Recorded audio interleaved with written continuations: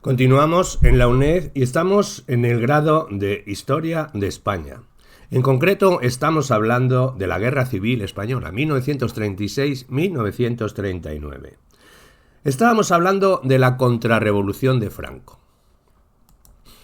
Hasta cierto punto, Franco logró unidad desterrando la política, nombrándose a sí mismo jefe nacional y absoluto de FET, aceptando la disolución de otras formaciones centristas y de derecha, prohibiendo todas las izquierdas y exigiendo que todas las energías se dedicaran a la lucha militar. La disidencia fue mínima, aunque unos pocos falangistas mostraran cierta resistencia. Durante algún tiempo, unos 200 fueron detenidos, aunque después fueron liberados.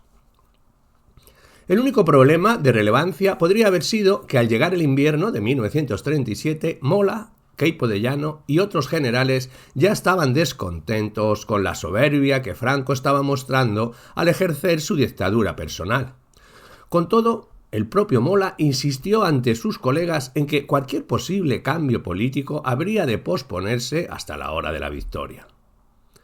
En junio de 1937, Mola murió en un accidente de avión y ninguno de los demás tenía prestigio suficiente para cuestionar al generalísimo.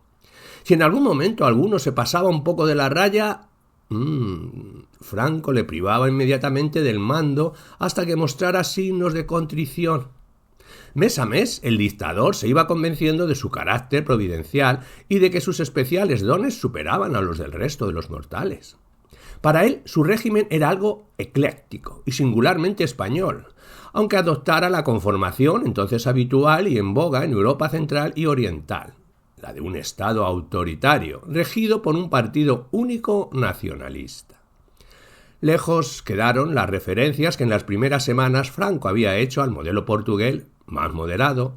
Al aceptar los 26 puntos de Falange como doctrina de Estado, Franco adoptó un credo fascista, basado en el autoritarismo, el nacionalsindicalismo, los sindicatos dirigidos por el Estado, el activismo, la militarización y el imperialismo. Al mismo tiempo, insistía en que el suyo era un régimen que al no haber alcanzado su forma definitiva, seguiría evolucionando. Le preocupaba especialmente no repetir el error de Primo de Rivera, primer dictador de España, que no había logrado desarrollar una doctrina y unos sistemas propios, lo cual condujo a su caída. Lo que Franco pretendía era plasmar eficaz y permanentemente lo que Primo había hecho de forma incompleta y fugaz, para lo cual había que levantar un régimen, un sistema estructurado, aunque en esta, como en otras cuestiones, sus avances fueron lentos. Era evidente que Falange ocupaba aquí un lugar muy distinto al que tenían los partidos únicos en los regímenes de Alemania, Italia y la Unión Soviética. Al contrario que en esos casos, el control y la organización de Falange los asumió el Estado, de manera que el FET tuvo todavía menos autoridad que el partido fascista italiano e infinitamente menos que sus equivalentes, alemán o soviético. Durante la Guerra Civil, el aparato del FET, dirigido por su nuevo secretario general, Raimundo Fernández Cuesta, se dedicó principalmente a la propaganda y la movilización militar. Mientras duró la guerra, las instituciones del nuevo Estado solo se desarrollaron superficialmente, aunque a finales de enero de 1938 se iniciara una segunda fase de desarrollo institucional.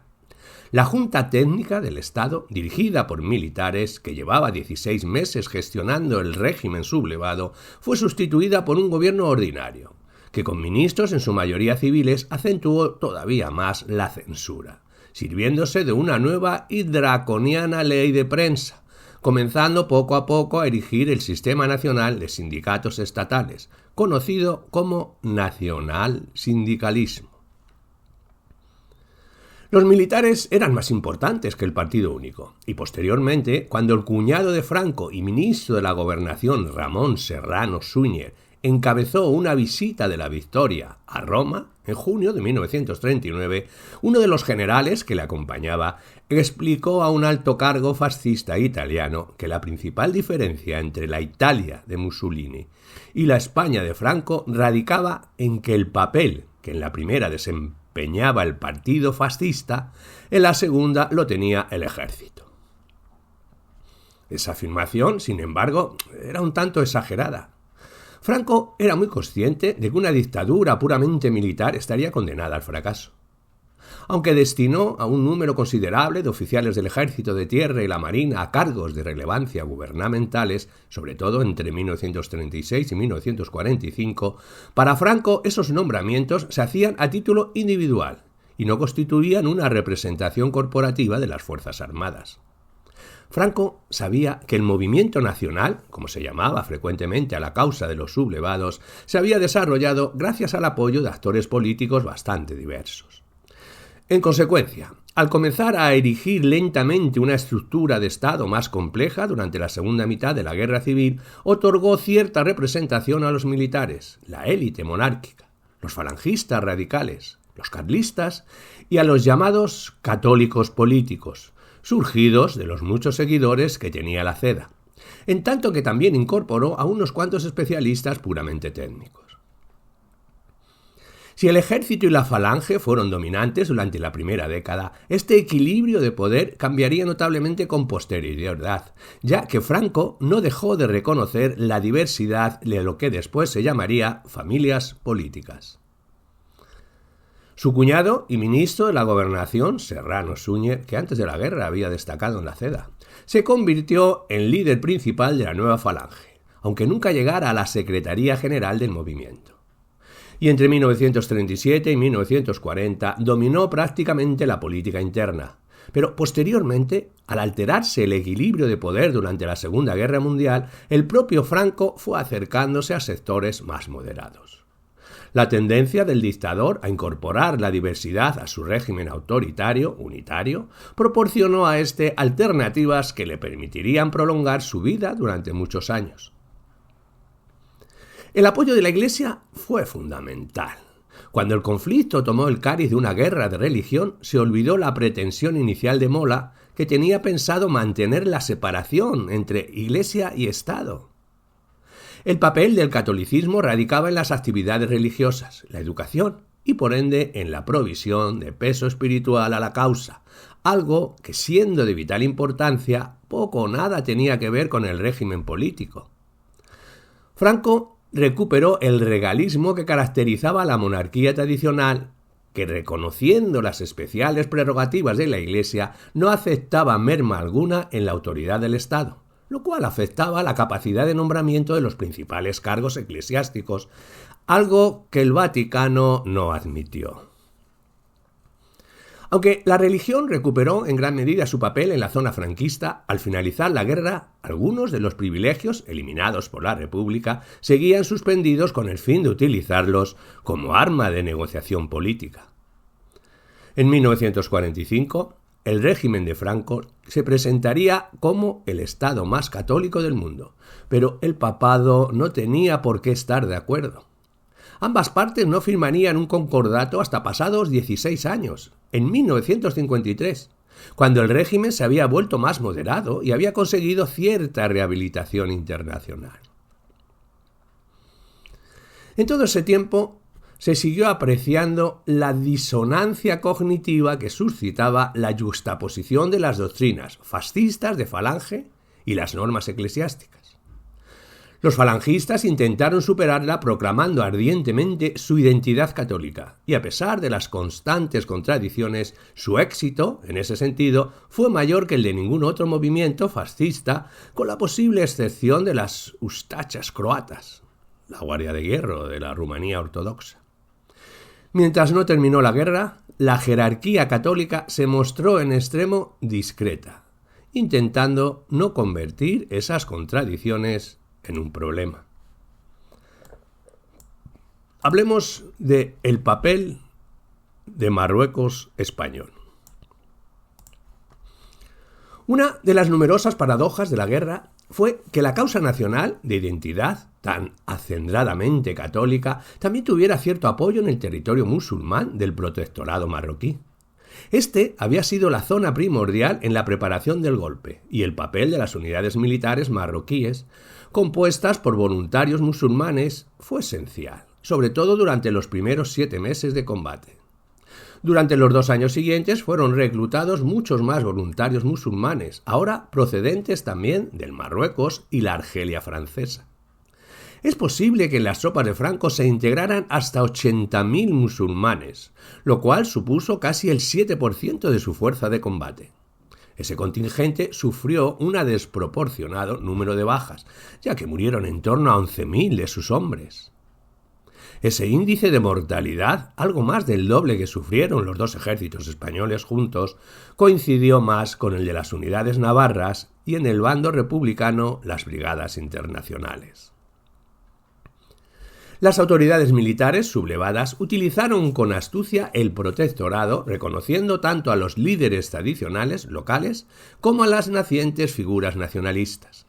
Especial cuidado se puso en respetar el Islam y la peregrinación a la Meca, que recibió protección oficial.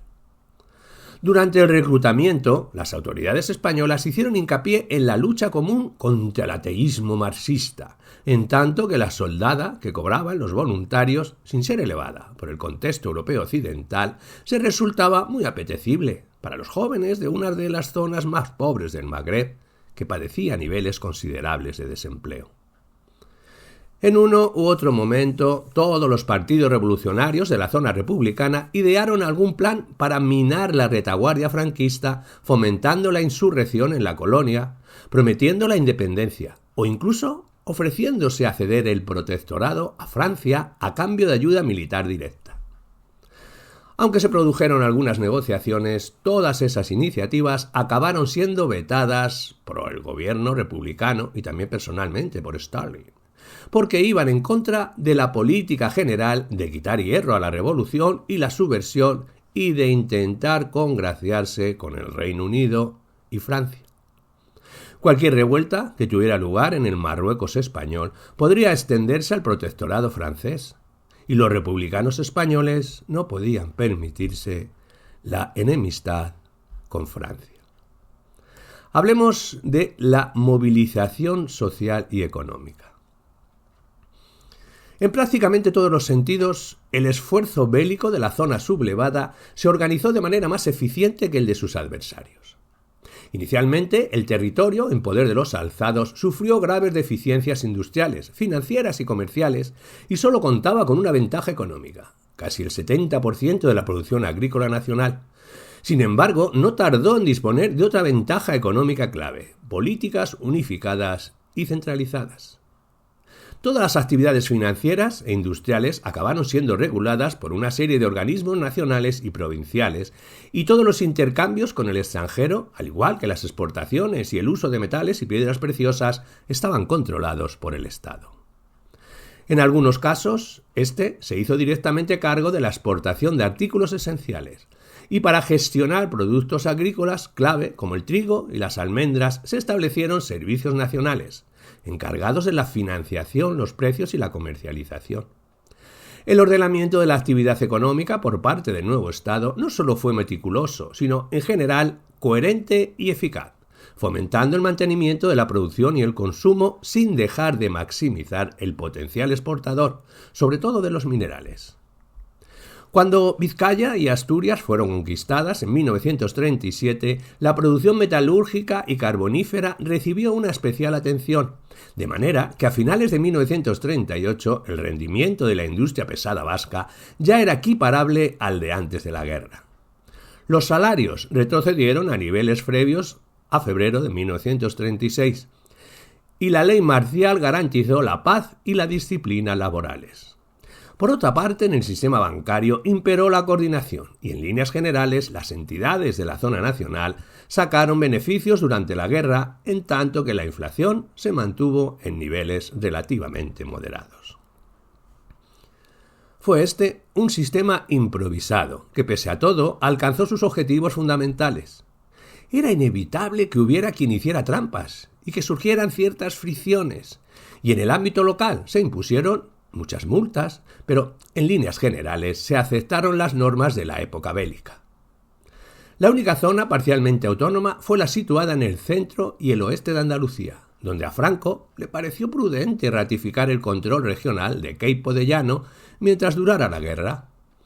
Esto supuso el establecimiento de una especie de satrapía regional, que sin embargo funcionaba con una estricta disciplina militar y que a pesar de ciertas fricciones se coordinaba adecuadamente con el resto de la zona sublevada.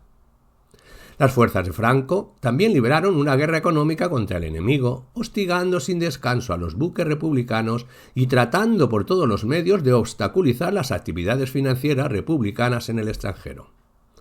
Posteriormente, en 1938, los sublevados inundaron el mercado exterior con millones de pesetas de la República incautadas para socavar gran parte del poder de compra que le quedaba al enemigo. Y en septiembre de 1937, la peseta republicana todavía valía casi el 60% de la peseta nacional. Pero su valor cayó en picado durante el último año de guerra, cuando la inflación en la zona republicana superó el 1500%. En general, la zona sublevada movilizó sus recursos humanos y sociales con eficacia, y así fue también en el caso de las mujeres. En la republicana, algunos de los movimientos revolucionarios, sobre todo anarquistas y comunistas, hablaban mucho de la liberación y la movilización de la mujer. Cientos de ellas habían participado en las milicias revolucionarias en las primeras semanas y un número muy escaso llegó incluso a entrar momentáneamente en las filas del Ejército Popular. Por el contrario, la contrarrevolución nacional volvió a insistir en el papel tradicional de la mujer, aunque la movilizó por lo menos con la misma eficacia, cuando no mayor, para desempeñar labores sociales, económicas y médicas. Al finalizar la guerra, la sección femenina de FET había reclutado a casi 600.000 mujeres, más que todas las organizaciones femeninas del bando republicano juntas. Franco tuvo la suerte de poder librar gran parte de la guerra amparándose en créditos exteriores, una posibilidad que se le negó al régimen revolucionario. En conjunto, Hitler y Mussolini proporcionaron unos 600 millones de dólares en forma de material militar y de otra índole, principalmente a crédito.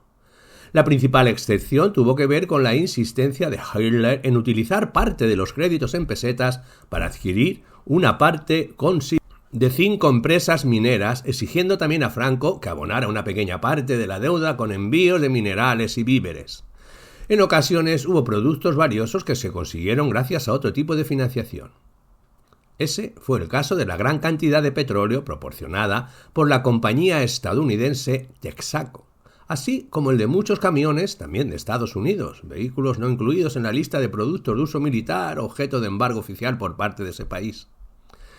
En conjunto, la zona sublevada mantuvo la producción y el consumo internos con una peseta estable y buenas importaciones, sufriendo únicamente cierta inflación de poco más del 10% anual.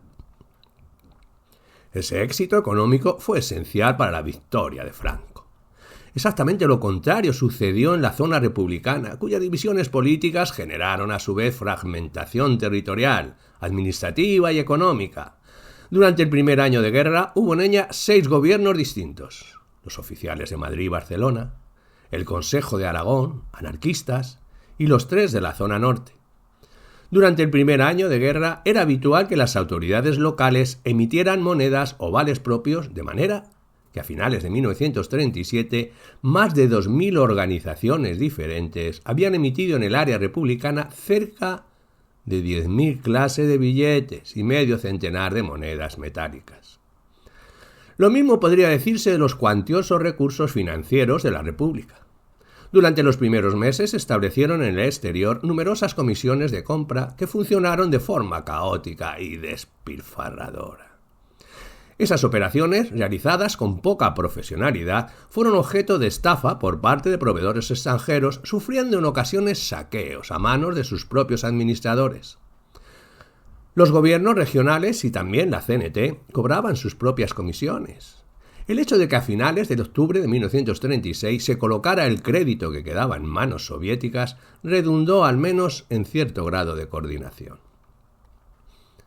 El mismo caos se produjo al final de la guerra, cuando lo que quedaba de los recursos financieros y sobre todo del oro, la plata y las joyas obtenidas mediante el saqueo a gran escala fue mayormente enviado al extranjero, como siempre de manera desordenada.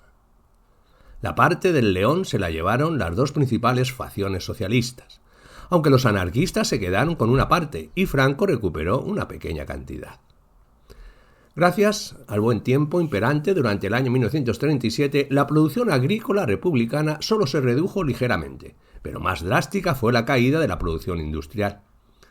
Durante un tiempo se estabilizó en torno al 60% de la prebélica, en parte a causa del mayor peso de la metalurgia en tiempo de guerra.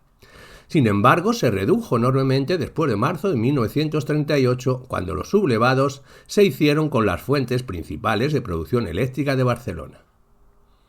En comparación con los actores principales de las demás guerras civiles europeas de la época, parece que la economía del régimen franquista tuvo un comportamiento singular. Contaba con la ventaja de que, aunque España estaba saliendo de una depresión, al contrario que en los demás países, su economía no se había visto gravemente perturbada por un gran conflicto internacional, un factor que sí había precedido las demás guerras civiles. En Rusia, los bolcheviques ganaron la contienda, pero solo a costa de aplicar políticas totalitarias de lo más opresivo, que, como incluso Lenin se vio obligado a reconocer, destriparon económicamente el país. En el caso de Finlandia, relativamente más avanzada que Rusia, las extremas penurias económicas ocasionadas por la Primera Guerra Mundial acentuaron la paranoia de los socialistas, influyendo en que iniciaran la guerra civil. Posteriormente, en Yugoslavia y Grecia, los trastornos económicos producidos por la Segunda Guerra Mundial serían fundamentales a la hora de desatar el enfrentamiento civil y la revolución. La estabilidad de la producción económica fue clave para el éxito de Franco, lo cual hace que, en comparación, el desastre económico de la zona republicana resulte todavía más sorprendente, demostrando gráficamente las divisiones internas y la incoherencia de la izquierda española.